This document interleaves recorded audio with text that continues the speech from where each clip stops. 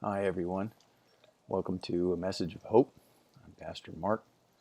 We talk about community today and how important it is. This COVID disease has really separated us and removed us from our communities. It's removed us from our work, from our churches, from our schools, from our gathering places. And we have tried to get creative in how to be restored to these communities. I have been part of a graduation last night, first and only this summer. It was they waited long enough. They had 21 graduates graduating from TAA, and the joy of the kids that were graduating there. None of them were wearing masks. They were just so glad to see each other and talk with each other and visit with each other, and then the rest of the audience all had masks on. It was very interesting to see the difference. They marched and they talked and they sang, and they were honored as they should be. And we got a glimpse of what it used to be like and what we all crave, and that is to be restored to our communities.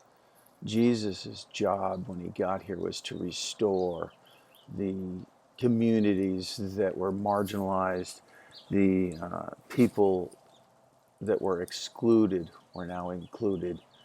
It shocked the Pharisees and some of the other people, and the people that were excluded now included, such as Matthew being able to hold a dinner and have Jesus be with him, be called to be a disciple, Mary Magdalene being cured of her demons and being able to be included as a disciple, just as a human being. Just can't tell you how big the community needed this. One of the first miracles that Jesus did, recorded in the book of Matthew in chapter 8, is the miracle of the man with leprosy. If you had leprosy in those days, you were called out unclean as you were coming down the street the other way, and people would actually draw their swords to tell you to get away, or your weapons. And this man in chapter 8 begins when he came down from the mountain, speaking about Jesus. And he says, a man with leprosy came down and fell down and knelt down before him and said, Lord, if you're willing, you can make me clean. I bet he was crying. I bet he was weeping. I bet the apostles pictured them pulling their swords and making a step toward him, and him not caring. When his sense of community had been lost so deeply, all he wanted to do was be touched and healed by our Lord. And the compassion our Lord must have had, I'd bet you money that Jesus knelt down with him and put his hands on him and touched him. Although it doesn't record that, I can just see our Lord doing that. And then watching the leprosy start to heal right in front of the disciples' eyes. And as the man may have looked down to watch that happen, Jesus reached out his hand and touched the man.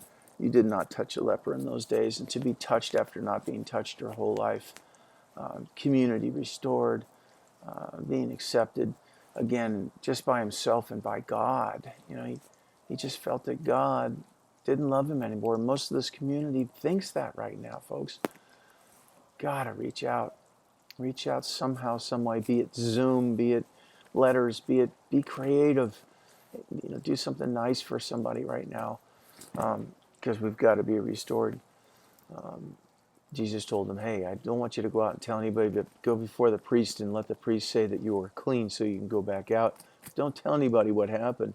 So it sounds like a strange request, but Jesus just wasn't ready for his stopwatch to start to the cross and didn't want his ministry to begin quite yet. But that began it.